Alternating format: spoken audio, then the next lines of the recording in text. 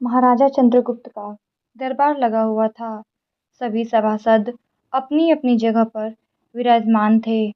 महामंत्री चाणक्य दरबार की कार्यवाही कर रहे थे। महाराजा चंद्रगुप्त को खिलौनों का बहुत शौक था। उन्हें हर रोज एक नया खिलौना चाहिए था। आज भी महाराजा के पूछने पर कि क्या नया है, पता चला कि एक सौदागर आया है और कुछ नए खिलौने लाया है।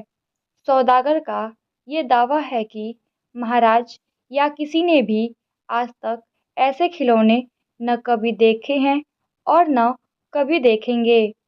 सुनकर महाराज ने सौदागर को बुलाने की आज्ञा दी। सौदागर आया और प्रणाम करने के बाद अपनी पिटारी में से 3 पुतले निकालकर महाराज के सामने रख दिए और कहा कि अन्नदाता, ये तीनों पुतले अपने आप में बहुत विशेष हैं। देखने में भले एक जैसे लगते हैं, मगर वास्तव में बहुत निराले हैं। पहले पुतले का मूल्य 1 लाख मोहरें हैं, दूसरे का मूल्य 1000 मोहरें हैं और तीसरे पुतले का मूल्य केवल 1 मोहर है। सम्राट ने तीनों पुतलों को बड़े ध्यान से देखा। देखने में कोई अंतर नहीं लगा। फिर मूल्य में इतना अंतर क्यों?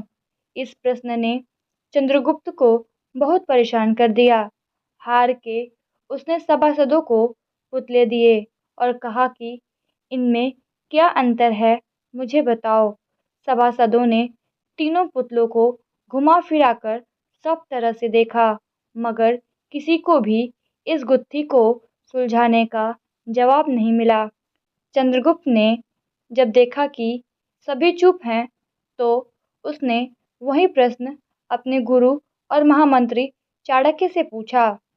चाणक्य ने पुतलों को बहुत ध्यान से देखा और दरबान को 3 तिनके लाने की आज्ञा दी।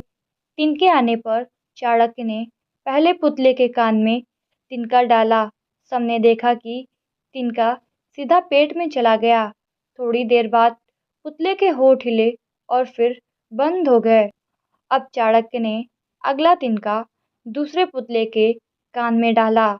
इस बार सबने देखा कि तिनका दूसरे कान से बाहर आ गया और पुतला ज्यों का त्यों रहा। ये देखकर सभी की उत्सुकता बढ़ती जा रही थी कि आगे क्या होगा। अब चाणक्य ने तिनका तीसरे पुतले के कान में डाला। सबने देखा कि तिनका पुतले के मुंह से बाहर आ गया है और पुतले का मुंह एकदम खुल गया। पुतला बराबर हिल रहा है, जैसे कुछ कहना चाहता हो। चंद्रगुप्त के पूछने पर कि ये सब क्या है और इन पुतलों का मूल्य अलग अलग क्यों है, चाणक्य ने उत्तर दिया, राजन, चरित्रवान सदा सुनी सुनाई बातों को अपने तक ही रखते हैं और उनकी पुष्टि करने के बाद ही अपना मुंह खोलते हैं। यही उनकी महानता है। पहले पुतले से हमें यही ज्ञान मिलता है और यही कारण है कि इस पुतले का मूल्य 1 लाख मोहरें हैं। कुछ लोग सदा अपने में ही मग्न रहते हैं, हर बात को अनसुना कर देते हैं। उन्हें अपनी वाह-वाह की कोई इच्छा नहीं होती। ऐसे लोग कभी किसी को हानि नहीं पहुंचाते। दूसरे पुतले से हमें यही ज्ञान मिलता है और यही कारण है कि इस पुतले का मूल्य 1000 मोहरें हैं।